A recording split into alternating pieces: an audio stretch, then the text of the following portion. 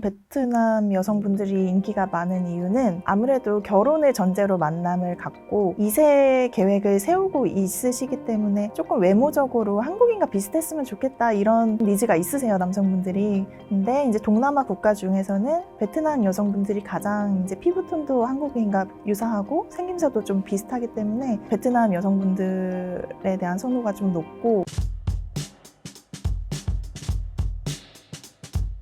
네, 안녕하세요. WTC 행복한 국제결혼 봄실장입니다. 국제결혼에 대해서 궁금해 하시는 분들이 많으실 텐데 국제결혼 트렌드부터 진행 방법 그리고 주의해야 할 점들 자세하게 안내를 드리도록 하겠습니다. 최근 한국 남성과 동남아 여성 간 국제결혼이 증가하는 이유가 무엇인가요? 최근에 국제결혼이 실질적으로 많이 증가를 하고 있는데요. 아무래도 현실적으로 이제 국내 결혼 시장에서 이제 결혼을 하기 어렵기 때문에 국제결혼을 선택하는 경우가 많아지는 것 같아요. 예를 들어서 30대 후반 이렇게 결혼 적령기를 지난 분들, 40대, 30대 후반 분들, 그리고 대도시보다는 조금 소도시나 지방으로 갈수록 결혼 상대를 찾기가 굉장히 어려운 것 같아요. 그래서 실제 예를 들어드리면 제가 국제결혼 중개업 하기 전에 국내 결혼정보 회사에서 근무를 했어요. 지방의 소재지에서 이제 근무를 했는데 많은 남성분들이 국제결혼을 하기 위해 국내 결혼정보 회사를 방문을 해주시고 계약을 하시는데 실질적으로 남녀 성비를 봤을 때 남성이 80%예요.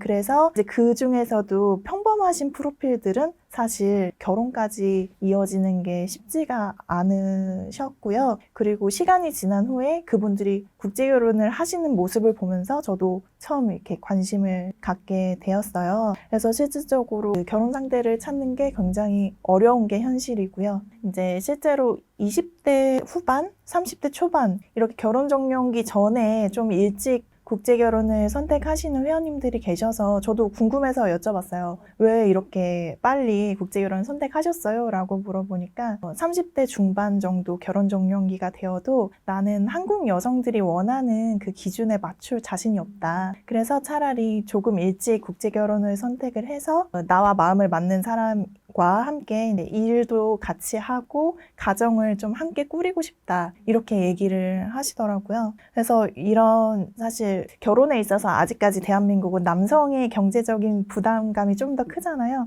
그래서 이런 경제적인 부담감 때문에도 국제결혼을 많이 선택을 하시는 것 같아요. 일단 동남아 여성분들에게 한국의 이미지가 굉장히 좋아요. 그 한류의 영향 때문에 K-팝이라든지 한국 드라마, 한국 영화를 굉장히 이제 많이 접하기 때문에 친숙한 이미지가 있고요. 그런 컨텐츠 안에서 한국 남성의 이미지가 굉장히 좀 책임감 있고 가정적이고 자상한 이런 이미지로 비춰지기 때문에 그런 이미지가 너무 좋아서 한국 남성들에 대한 호기심도 많이 갖고 있고 실질적으로는 주변에 국제결혼을 하신 분들을 통해서 이제 그분들이 한국에서 생활하는 모습을 이런 데 올리잖아요. 그런 모습을 보면서 한국에 시집을 가면 저렇게 조금 경제적으로 여유롭고 또 좋은 남편을 만나서 가정을 꾸릴 수 있겠구나 이런 희망을 갖고 이제 국제결혼을 하려는 여성분들이 많은 것 같아요. 예를 들면 일본 여성분들에 대한 관심도가 상당히 높은데 저희도 진행을 하려고 해봤지만 일본에서는 업체를 통해서 굳이 한국 남성을 소개받고 싶어하는 그런 수요 자체가 없어요. 네, 그래서 현실적으로 진행 가능한 국가가 이제 동남아 쪽이 많고 조금 나아가서는 중앙아시아 쪽까지 그렇게 보실 수 있을 것 같아요.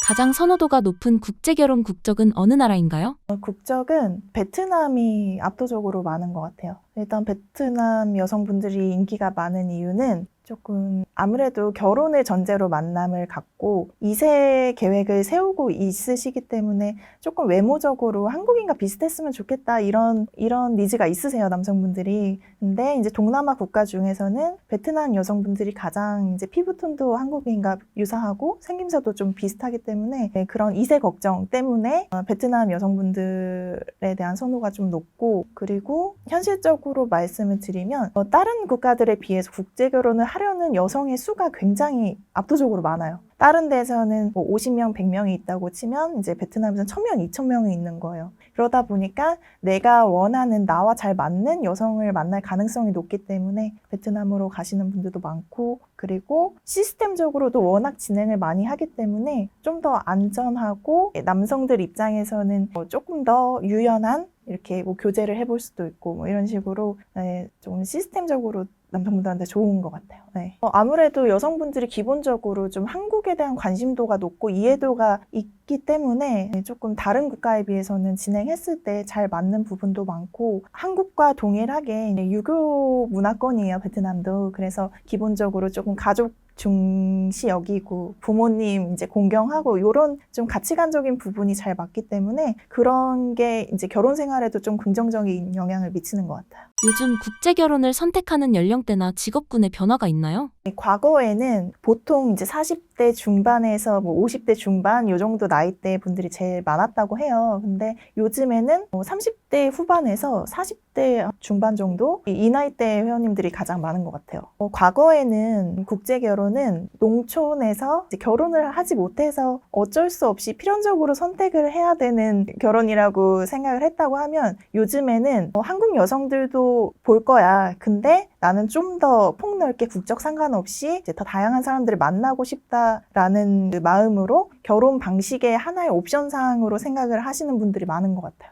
네, 그래서 조건적으로 좀 좋으신 분들, 직업도 괜찮고 이런 분들이 국내도 이제 결혼을 알아보면서 동시에 진행하시는 케이스가 많아요. 과거에는 이제 농촌에서 이제 농업 하시는 분들 또는 생산직 분들 이런 분들이 많았는데 요즘에는 그냥 일반 사무직 분들도 많이 계시고 공무원, 뭐 경찰, 뭐 소방공무원 이런 분들부터 시작해서 자영업 하시는 분들도 굉장히 많아요. 직업군이 굉장히 다양해졌고 이제 간혹 가다가 정말 좋은 직업을 갖고 있는 분들도 계세요. 예를 들면 최근에 의사분 40대 초반에 의사분 외모도 준수하시고 이런 분이 이제 계약을 하셨어요. 저도 궁금하잖아요. 왜 국제 결혼을 하시냐라고 여쭤보니까 현재 그 국내 결혼정보회사에서 굉장히 많은 여성분들을 이제 소개받고 만나고 있는데 본인은 이제 20대 후반에서 30대 초반에 조금 나이 차이 나는 여성분을 만나고 싶고 외적으로 조금 뛰어났으면 좋겠는데 아직까지 그런 분을 못 만나서 조금 더 폭을 넓혀서 알아보고 싶다 이렇게 얘기를 하시더라고요. 과거에는 경제적인 목적으로만 국제 결혼을 하려는 이제 여성분들도 상당히 많았어요. 근데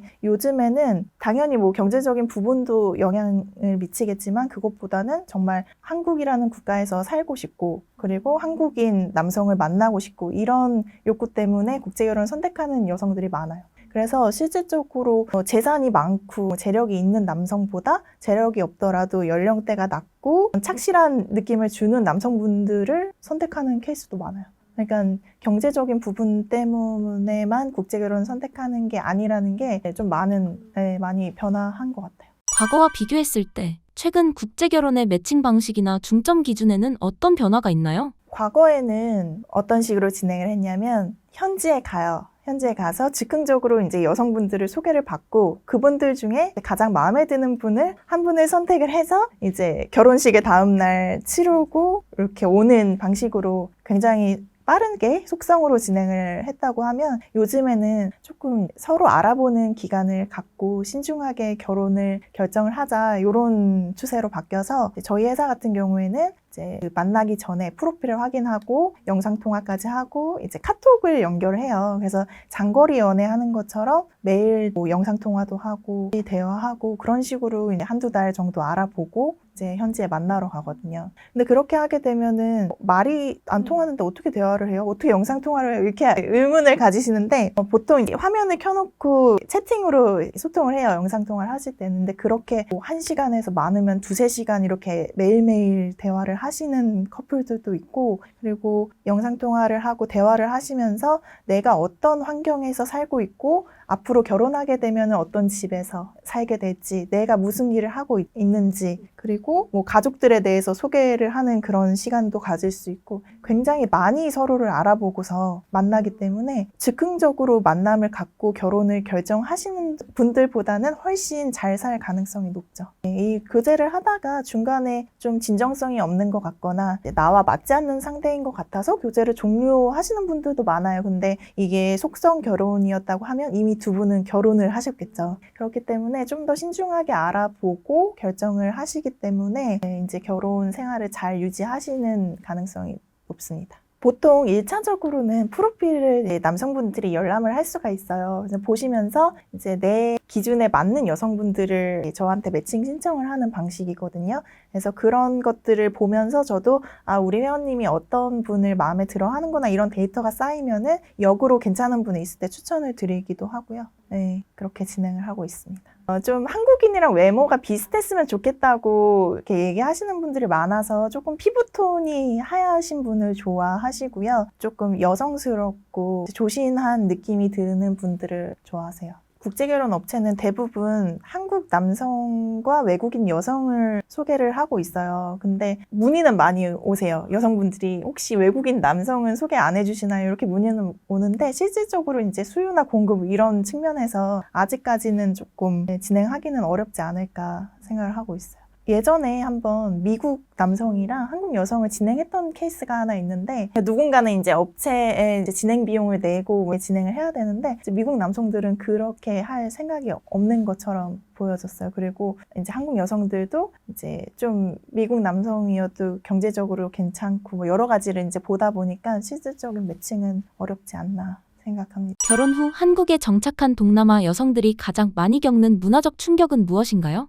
충격까지는 아닌데 이제 조금 생소하다고 표현을 하는 것들이 일단은 동남아 쪽은 거의 여름밖에 없잖아요. 그러다 보니까 한국의 겨울을 느끼면은 좀 많이 추워하시고 적응하기가 어렵다 이렇게 얘기하시는 분들이 있었고 그리고 아무래도 식습관도 조금 다르더라고요. 저도 베트남에 가서 조금 놀랐던 게 여러 분이서 이제 밥을 먹는데 거의 그냥 고기 반찬, 나물 반찬 이렇게 메인 2개 놓고 밥만 쭈르륵 놓고 이렇게 드시더라고요. 근데 그것처럼 이제 베트남 분들은 한국에서 그냥 간단하게 밥 먹는데 반찬 여러 개 꺼내 먹는 것도 조금 신기하게 보였다고 하고 그리고 한국에서는 호칭이 굉장히 다양하잖아요. 예를 들어서 가족들, 시아주버님부터 해서 뭐 형님, 뭐 동서 이런 호칭이 굉장히 세분화되어 있는 게 좀 놀랐다고 하더라고요. 베트남에서는 거의 이제 이동을 오토바이로 하잖아요. 지금 호치민에 뭐 지하철이 생기기는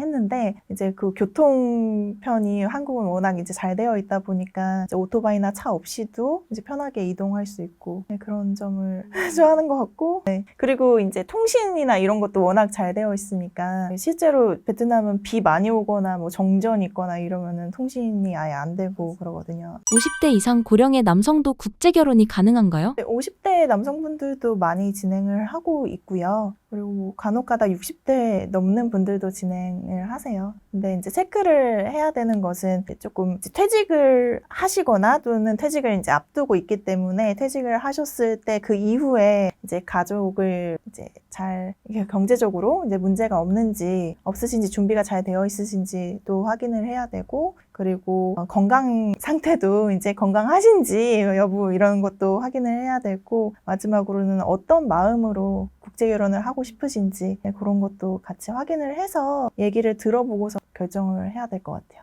언어 장벽 문제는 현실에서 얼마나 심각하며 극복 방법은 무엇인가요? 가장 큰 문제가 이런 언어적인 장벽인 것 같아요. 그래서 실제로 번역기를 많이 활용을 하지만 번역기를 사용하더라도 번역기 오류가 한 20-30% 정도는 있는 것 같고 저는 그렇게 말을 안 했는데 조금 딱딱한 어조로 이렇게 표현이 되다 보니까 상대방과 작은 오해가 쌓여서 그게 갈등이 되기도 해요. 네, 그래서 저 같은 경우에는 회원님들한테 최대한 영상통화 많이 해서 얼굴을 보면서 좀 소통을 하십사 말씀도 드리고 있고요. 그리고 요즘에는 GPT가 너무 잘 되어 있잖아요. 그래서 배경적인 것을 입력을 해요. 내가 여자친구한테 얘기를 하는 상황이야. 최대한 다정하게 얘기를 해줘. 라고 하고 번역을 요청을 하면은 그런 말투나 이런 것들을 이제 여성하게 전달하는 그 다정한 말투로 이렇게 번역을 해주더라고요. 네, 그래서 그런 것들을 활용하니까 훨씬 좀 문제가 줄어들었고 그리고 회사적인 측면에서도 소통이 잘 안 되거나 뭐 이렇게 통역이 필요할 때 이제 지원을 해드리기도 하고요.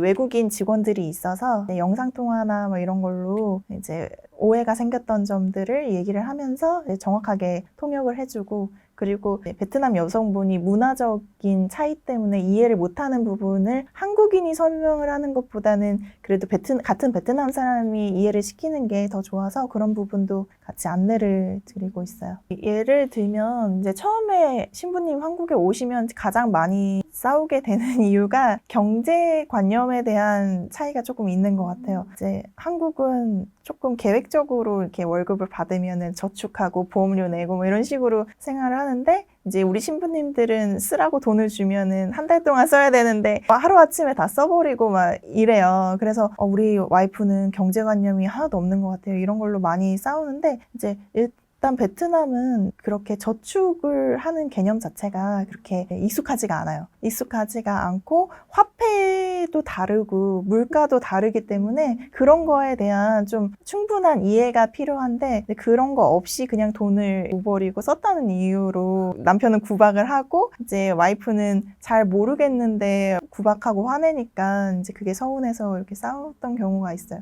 그러면은 이제 저희 회사에 결혼을 한 이제 베트남 직원이 있어요. 그러면은 이제 본인이 다 겪었던 일이기 때문에 이제 신부님이 이해할 수 있게 잘 설명을 해서 이렇게 해결을 해드린 경우가 있어요.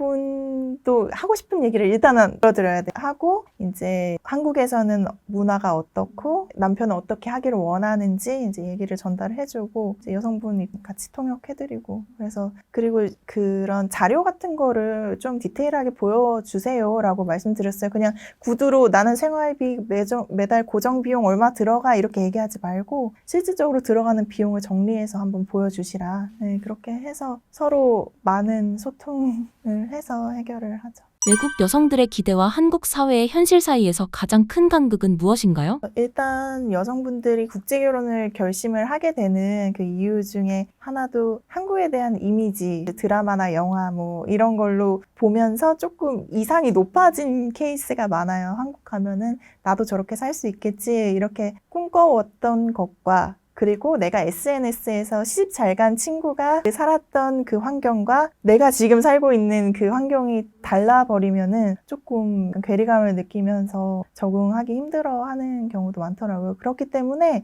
제가 사전 교제나 이렇게 서로 알아보는 시간이 필요하다고 한 이유가 결혼하면 어떤 생활을 할지 어떤 환경에서 살게 될지 이런 것을 충분히 이제 공유를 해주고 여성도 인지한 상태에서 결혼을 결정을 해야지만 그런 이제 괴리감이 줄어들고 이제 적응을 잘 하고 살 수 있기 때문에 그런 기간이 필요하다고 말씀을 드리는 거예요. 국제결혼 후 부부간 갈등이 생기는 대표적인 원인과 그 해결 사례가 있다면 소개해 주세요. 서로의 이상이 있었고 현실과 이제 그 차이가 있었기 때문에 싸우는 건데 보통 대부분 패턴이 신부님, 그러니까 남성분들은 원하는 게 내가 출근할 때 와이프가 아침밥 이렇게 차려주고 이렇게 출근 잘 갔다 와 이렇게 배웅해주고 갔다 오면 집 싹 치워갖고 또 마중해주고 뭐 이런 거를 원하시는데 현실은 신부들이 계속 누워만 있어요. 누워만 있고 핸드폰으로 이제 SNS만 보고 있고 베트남 가족들이랑 영상통화만 하루 종일 하고 있어요. 집은 어질러 놓은 채로 치우지도 않고 이런 부분 때문에 되게 많이 처음에는 결혼 잘못했나 봐요. 신부가 이상해요. 이렇게 얘기를 하시는 분들이 많아요. 근데 거의 대부분의 신부님들이 처음에는 그런 패턴을 좀 보여주시는 것 같아요. 그래서 그 속마음은 한국에 왔는데 남편이 생각보다 너무 일이 바빠요. 그리고 주말에는 나랑 좀 시간을 보내줄 줄 알았는데 피곤해서 이제 나갈 계획도 세우지 않고 있어요.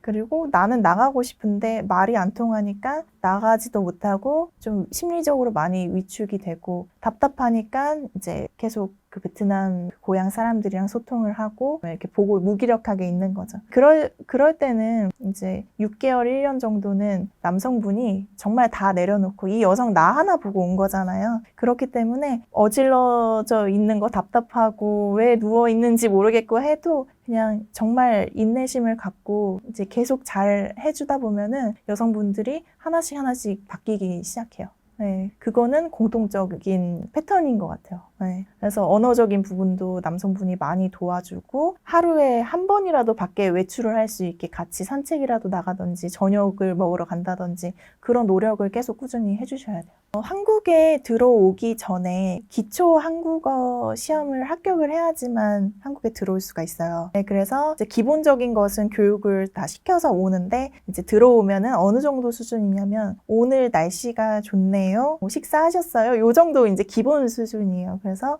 실질적으로 많이 향상이 되는 것은 한국에 들어와서 6개월 정도 있어야지 신부님이 이제 한국어 능력이 많이 향상이 되고요. 그 기간 동안 남편의 역할이 굉장히 커요. 남편이 적극적으로 교육을 시키는 커플은 확실히 여성분이 빨리 언어가 늘고 그리고 어학당이나 또는 다문화센터에서 한국어 교육을 하는 것, 다문화센터 이런 데서 이제 한국어 교육을 꾸준히 시키는 것이 중요한 것 같아요. 한국 남성분들이 국제 결혼을 잘하는 비결이 있을까요? 만약에 제 지인이 국제 결혼을 한다고 하면은 저는 외모만 보고서 판단하지 말고 정말 나와 잘 맞는 성향의 사람을 찾고 그리고 나를 좋아해주는 여자를 선택해라. 이렇게 얘기를 할 것 같아요. 보통 남성분들은 40대 분들이 많으시잖아요. 나이 차이가 많이 나요. 뭐 15살, 20살 이렇게까지 차이가 나는데 15살, 20살 어린 예쁜 친구를 보면은 그냥 한눈에 사랑에 빠질 수밖에 없잖아요. 그래서 나는 좋아. 그러니까 내 감정만 생각하고 여성분을 선택을 하는 거예요. 이 여성이 나를 좋아하는지, 이 여성의 감정은 어떤지는 생각을 안 하고.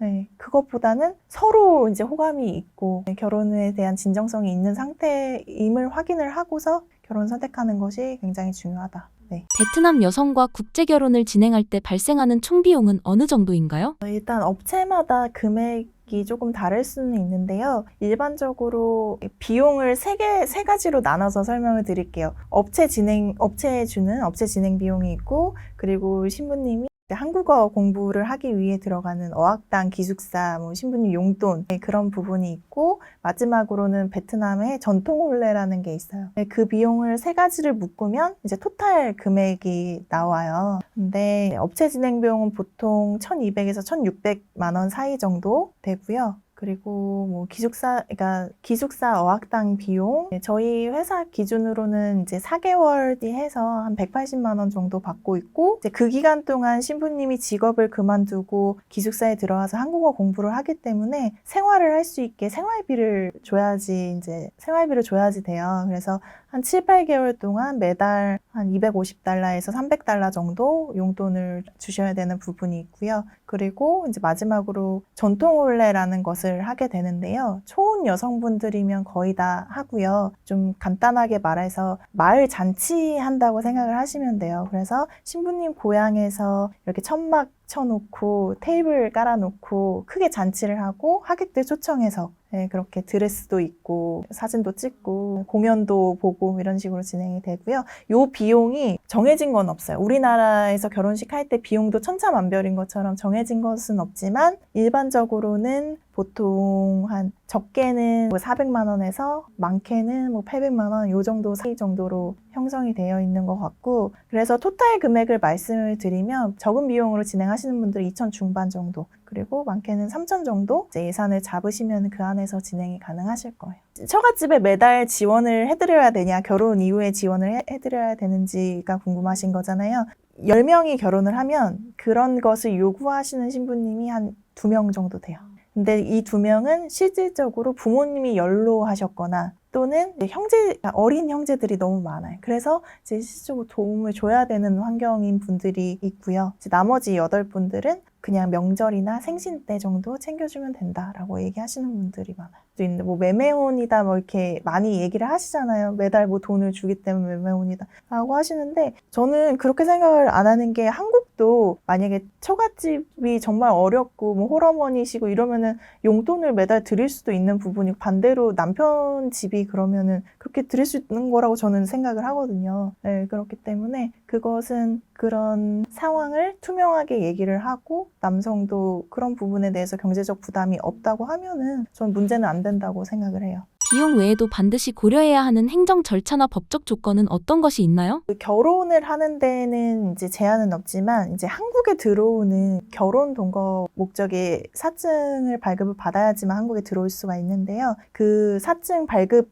요건이 있어요. 거기서는 범죄, 그리고 소득, 그리고 5년 이내에 국제 결혼을 한 경험이 있는지 이런 것들을 체크를 해요. 그래서 국제 결혼을 하고 여성을 초청한 지 5년이 지나지 않으면 국제 결혼을 할 수가 없고요. 네, 그리고 범죄가 있어도 뭐 되지만 좀 성범죄라던가 가정폭력 이렇게 가정을 영위하는데 문제가 될 만한 그런 범죄 이력이 있으시면은 이제 비자가 안 나올 수도 있고요. 그리고 이제 소득적인 부분에서는 최소한 어느 기준 이상은 있어야지 이제 그 가정이 유지될 수 있다라는 기준이 있어서 지금 2025년 기준으로는 2인 가구 기준 2,450만 원 정도, 2,460만 원, 이 정도 이상 소득 증빙이 가능해야지만 이제 국제결혼을 진행하실 수 있으세요. 네, 그래서 이런 것들을 미리 검토하지 않으시고 이런 비자 발급 요건에 부합하지 않는데 결혼을 진행하시는 분도 상당히 많더라고요. 개인적으로 그냥 업체를 통하지 않고 이제 결혼을 하시는 경우에는 뭐 범죄 이력이나 이런 거를 다 숨긴 거예요, 여성한테. 그래서 인터뷰를 하는 그 상황에서 남성의 범죄 이력을 아는지 물어보니까 여성은 이제 금시초문이었던 거죠. 그렇게 해서 이제 비자가 안 나오는 경우도 있었고. 업체를 통해 진행하는 것과 개인적으로 알아보는 것 사이에는 어떤 차이가 있나요? 연애 경험이 많으시고 그리고 여성과 충분히 소통하고 만날 수 있다고 하면 개인적으로 국제결혼 진행하시는 것도 괜찮다고 생각을 해요. 다만 문제가 되는 케이스는 연애 경험이 거의 없으신 분들, 그런 분들이나 이제 또는 보통 지인을 통해서 소개를 많이 받으시더라고요. 한국에서 이제 결혼해서 살고 있는 뭐 형수님의 고향 후배 뭐 이런 식으로 해서 소개를 많이 받으시는데 그렇게 진행을 할 경우에는 일단 형수님에 대한 신뢰가 밑바탕에 깔려 있기 때문에 그 여성에 대한 검증을 확실하게 하지 않은 채로 그 결혼을 선택하는 경우가 많아요. 그래서 진행을 하다 보면은 좀 과도한 전통혼례 비용, 과도한 이제 금전적인 요구가 있을 수도 있고, 그리고 또 아까 말씀드린 것처럼 연애 경험이 없으신 경우에는 이제 그 미숙함으로 오는 오해나 또 문화적 차이, 뭐 이런 언어적 차이 이런 부분에 대해서 조금 조언을 해줄 사람이 없기 때문에 진행을 하다가도 잘 안 되는 케이스가 많죠. 국제 결혼을 하려는 남성분들 마음속에는 걱정이 자리 잡고 있어요. 네, 걱정 플러스 그게 이제 더 발전하면 의심이 될 수도 있고, 그래서 여성은 정말 문제가 없는데도 그걸 문제 행동으로 인식하고 이렇게 관계가 종료되는 경우도 있을 수도 있고, 그리고 여성이 문제 행동을 하더라도 그게 문제 행동인지 잘 인식하지 못하고 결혼을 계속 이어나가셔서 문제가 생기는 케이스도 있고요. 근데 저 같은 경우에는 이제 중간중간 회원님들 교제 잘 하고 있는지 카톡 뭐 내용이라던가 이런 거를 받아봐요. 좀 불편하실 수는 있겠지만 받아보면서 여성 진정성이 느껴지는지, 우리 회원님도 소통 잘 하고 있는지 이런 거를 좀 체크를 하고, 두 분이서 다투실 경우에도 남성분이 연애 경험이 없어서 문제가 발생하는 경우도 상당히 많아요. 그런 것들은 조언을 많이 해드려서 오해하는 부분, 그리고 걱정하는 부분 이런 것들 잘 정리를 해드리죠. 그러면서 조금씩 남성분도 바뀌세요. 신뢰도 생기고 자기 의심도 점점 없어지고 하면서 점점 좋은 남편 상이 되어 가시죠. 근데 그런 조언을 해줄 분이 아무도 없다고 하면 국제결혼은 현실적으로 정말 어렵죠. 정말 괜찮은 여성을 해주기 위해서 노력을 정말 많이 하고 있고요. 그리고 이제 매칭을 해서 교제 기간에도 맨날 싸우고 그래요. 그러면은 이제 그것도 해결해줘야 되고, 한국 와서도 또 새로운 문제들의 연속. 그러면은 그것도 얘기 잘 들어드리고 최대한 좋은 방향으로 해결할 수 있게 사후 관리도 해드리고 있죠. 국제결혼 진행 시 한국 남성이 준비해야 할 서류와 절차를 단계별로 간단히 설명해 주실 수 있을까요?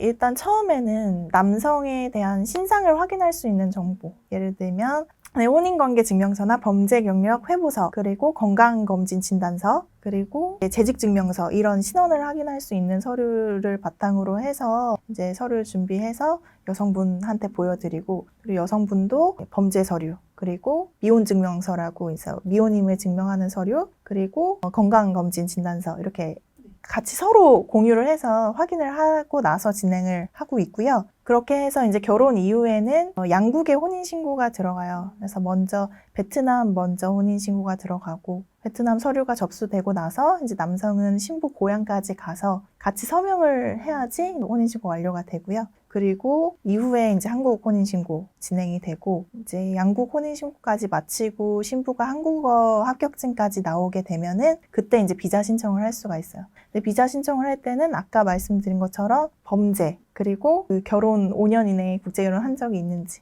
그리고 소득이나 주거지가 마련되어 있는지, 이런 것들을 같이 입증할 수 있는 서류를 제출을 해서 업체에 등록을 하고 매칭을 해요. 여성분들 만나고 매칭을 하기 위해서 보통 한 달에서 길면 2달 정도 걸리는 것 같고요. 그리고 여성분을 만나고 나서도 교제 기간이 1~2달 정도 걸려요. 그렇게 하면 한 3개월에서 4개월 정도가 걸리고, 결혼식 이후로는 7~8개월 정도가 걸려요. 그래서 거의 한 1년 정도 이후에 신부님이 한국에 올 수 있다라고 생각하시면 돼요. 비용이 저렴한 업체를 선택할 경우 주의해야 할 대표적인 리스크는 무엇인가요? 이렇게 사진들이랑 몇 살이고 몸무게 막 이런 그거 자체가 불법적인 위법 사항이에요. 근데 그런 것들을 불법 업체이기 때문에 그런 식으로 여성의 신상 정보를 공유하고, 그거를 보고 남성분은 혹해갖고 이 여성이 너무 예뻐, 그래서 만나고 싶어서 이제 현지 가게 되고, 그렇게 이제 진행을 하시는 분들도 많이 계시는데, 실제로 저희 신부님이요, 결혼을 한 지 6개월이 지났는데 신규 여성이라고 그 신부 프로필이 올라오더라고요. 이미 결혼을 하셨는데. 그래서 한 남성분이 그거를 캡처해서 저한테 보내주면서 이런 스타일 만나고 싶다라고 하면서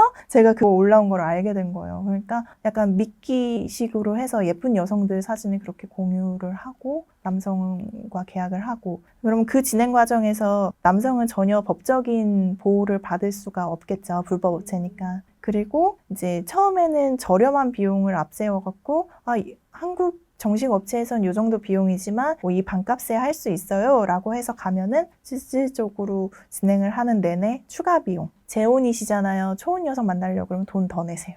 예쁜 여성 만나려고 하면 돈 더 내세요. 이런 식으로 추가 비용을 지속적으로 요구를 하고, 그리고 이제 서비스적인 부분에서 그냥 결혼까지만 시키고 거의 사라지는 거예요. 그래서 이제 뭐 혼인신고라던가 이런 비자적인 행정적인 부분도 나 몰라라 하는 경우가 많고요. 그리고 아까 갈등이 굉장히 많이 생긴다고 했잖아요. 그럴 때 도움을 전혀 받을 수가 없는 그런 케이스들도 있었고요. 네. 매니저, 그러니까 관리를 해주는 사람이 사실 없어지는 것과 다름이 없잖아요. 그러다 보니까 여성이 이상한 행동을 하고 잘못된 행동을 하더라도 그것을 교육을 해주거나 알려주거나, 또는 남성에게 이제 이런 사실을 얘기를 해서 이제 좀 올바른 판단을 할 수 있게 길잡이가 되어줄 수 있는 사람이 없는 거죠. 그래서 실제로 제 지인이 이런 불법 업체에 가서 하셨어요. 네, 불법 업체에 가서 저렴하다는 이유로 하신 것 같아요. 불법 업체에 가서 진행을 하셔갖고 비자까지 나온 채로 저한테 사실은 나 이렇게 해서 진행을 했는데, 이렇게 얘기를 하시더라고요.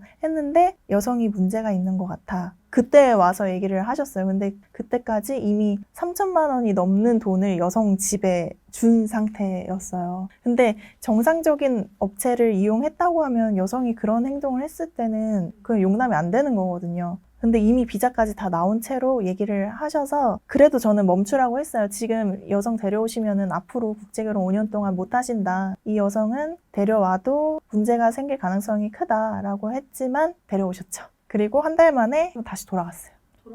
아니요, 그냥 여성이 못 살겠다고 해서 이혼을 하고 이제 다시 베트남으로 돌아가고, 우리 남성분은 5년 동안 국제결혼을 못 하시는 상황에 놓이셨고, 이제 금전적인 부분은 금전적인 거대로 그 업체 진행할 때보다 훨씬 더 많은 비용을 사용하셨어요. 여성 한 명이 이제 외모가 예쁘다고 그 여성에 혹해서 이제 현지에 가서 만나겠다는 그런 결정은 안 하셨으면 좋겠고요. 조금 소통도 해보고 여성의 진정성에 대해서 좀 나와 맞는지 알아보고 결혼을 할 수 있는 방법을 선택을 하셨으면 좋겠고, 비용이 너무 저렴한 데에는 반드시 이유가 있기 때문에 단지 그 몇백만 원 아끼려고 그 인생을 걸지는 않으셨으면 좋겠어요. 정말 꼼꼼히 알아보시고 제대로 된 업체인지, 사후 관리까지 잘 해주는지, 이런 다양한 여부를 체크를 해보시고 결정을 하셔야 될 것 같아요. 업체에서 여성 후보를 걸러내는 기준은 무엇이며 절대 추천하지 않는 케이스가 있다면요? 인터뷰를 하고 대화를 해보다 보면은 이제 여성분에 대한 진정성이 좀 느껴져요.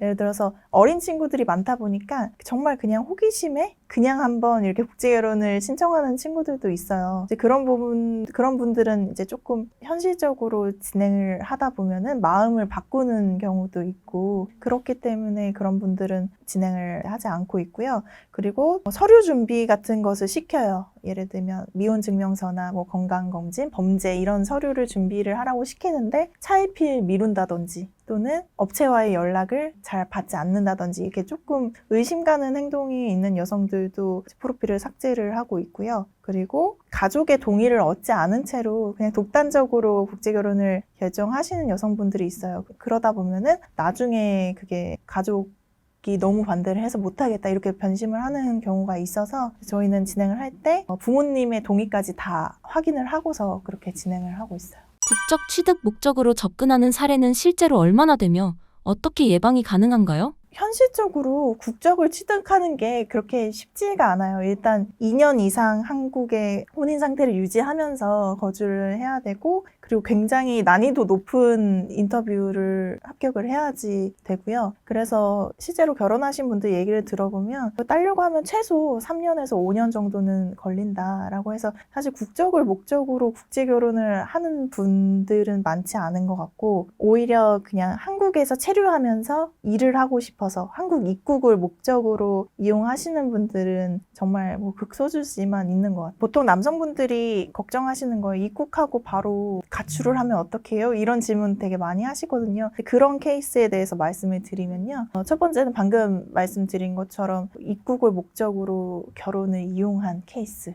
네, 그런 케이스가 있고요. 그런 분들은 정말 그냥 사기꾼이나 마찬가지인 거죠. 그런 분들이 있지만 정말 퍼센테이지로 따지면은 굉장히 적은 수예요. 네, 굉장히 적은 수고, 두 번째 입국하자마자 가출을 하는 케이스는 여성이 들은 남성 정보와 현실적인 그 경제 수준이나 생활 수준이 다른 거예요. 그래서 예를 들어서 여성은 남성의 연봉이 뭐 1억 정도로 알고 왔고 뭐 이런 집에서 자가에서 산다라고 했는데 실제로 와보니까 뭐 연봉이 5천이고 그리고 원룸에서 살고 있고 이렇게 너무 이제 괴리가 있다 보니까 여성의 입장에서는 아, 나는 사기를 당했다. 오히려 반대로 그렇게 생각을 해서 가출을 하는 경우가 있다고 하더라고요. 이거는 제가 한국 남성분들이 저한테 저희 업체에도 계약을 하지만 다른 업체에도 여러 군데 계약을 하실 수도 있잖아요. 그래서 이제 저는 회원님이 프로필이 있으니까 프로필 사진 같은 게 있으니까 이제 베트남에서도 여성을 모집하기 위해 이제 남성의 프로필을 광고를 하기도 해요. 모자이크를 해놨더라도 저는 이제 사진이나 이런 거를 갖고 있기 때문에 저 그 회원님인지 알잖아요. 내용을 보면은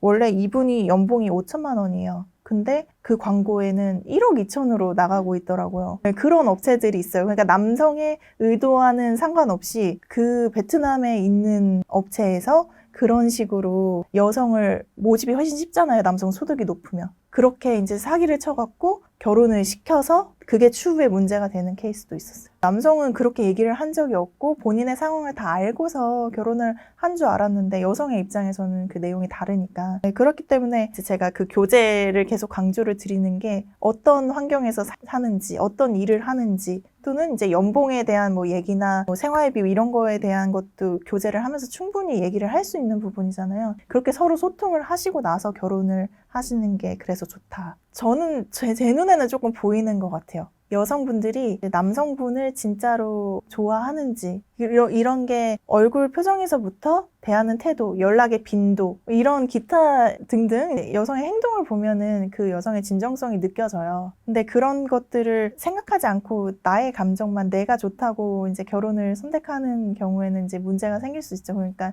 여성의 진정성이나 여성의 마음 이런 거에 대해서 조금 잘 생각을 해보시고 결혼을 결정을 하셔야 돼요. 외모나 조건, 성격이 아무리 괜찮아 보여도 절대 연애나 결혼을 권하지 않는 유형은 어떤 경우인가요? 여성의 외모나 뭐 프로필이 너무 좋아요. 근데 이제 제가 맞선을 보잖아요. 맞선을 볼 때 여성 표정이 여성 표정이 너무 안 좋아요. 근데 어머님 같이 와서 어머님 표정은 막 밝아요. 그게 이제 집에서 강제로 결혼을 시키려고 등 떠미는 케이스예요. 그럴 경우에는 결혼 생활을 유지하기가 힘들어요. 여성이 감정이 없기 때문에. 그래서 그런 경우에는 이제 결혼을 권하지 않고요. 그리고 과도한 화장이나 과도한 노출이 있는 옷을 입거나 또는 이제 보이는 부분에 뭐 가슴이라던가 뭐 이런 팔에다 큰 문신이 있는 경우, 그런 경우에는 제가 추천을 하지는 않죠. 왜냐면은 그 여성이 실제로 뭐 아무 문제가 없더라도 한국 남성분들은 기본적으로 조금 보수적인 성향을 갖고 있어요. 근데 그 여성 자체는 굉장히 개방적인 사고를 가진 여성이잖아요. 그러니까 성향이 맞지가 않아요. 그래서 이제 추천을 안 하는 거예요. 국제결혼 하시는 분들이 대부분 제일 크게 하는 걱정이 입국해서 바로 이제 가출하는 그런 결혼을 이용하여 이제 목적으로 이용하시는 분들을 만나면 어떡해요? 라고 생각을 하시는데, 그런 분들은 사실 정말 한 자리 숫자도 안 돼요. 100명 진행을 하면. 정말 작은 숫자이기 때문에 그런 분들을 거를 생각을 하지 말고요. 정말 나랑 잘 맞는 상대를 만나는 것에 포커스를 맞추고 결혼을 진행을 하시는 게 좋을 것 같아요. 네. 근데 대부분 다 그것만 신경 쓰세요. 그런 여성 만나면 어떡하지? 그러면 문신 하나 있으면 걸러야 돼. 이런 이제 유튜브에서 나오는 그런 내용들 있잖아요. 문신 하나 있으면 나쁜 여성, 뭐 하면은 뭐 나쁜 여성, 이렇게 그 나이 많은 20대 후반이면은 이제 문제 있는 여성, 뭐 이런 식으로 그 본인들만의 그 수업을 해갖고 그거를 자꾸 적용을 하시는데 진짜 잘못된 정보가 되게 많아요. 남성분들이 정말 오해하시는 부분들이 있고, 그리고 제가 만났던 최고의 여성분이 한 분 계시는데요. 그분은 우리 남성들 기준으로 하면 문제 여성이에요. 문신 있었고요. 그리고 나이도 20대 후반이었어요. 네, 문제 여성이었는데 프로필을 보면 여성이 대학교도 나오고 한국 기업에서 근무를 하고 있어요.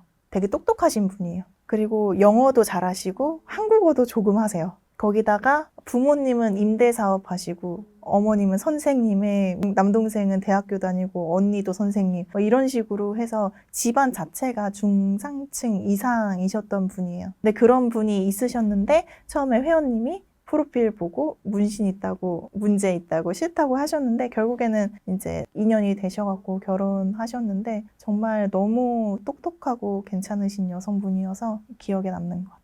그냥 똑같은 사람을 소개받는다는 마음으로 만나야 되는데 너무 이제 불안과 걱정을 가득 채운 채로 보니까 오히려 봐야 되는 것은 못 보고 이제 잘못된 것에 자꾸 포커스를 맞추는 경향이 있으신 것 같아요. 어떤 여성을 만나야 되는지 대부분 모든 남성분들이 예쁜 여성 만나고 싶은 그 마음은 이해를 하죠.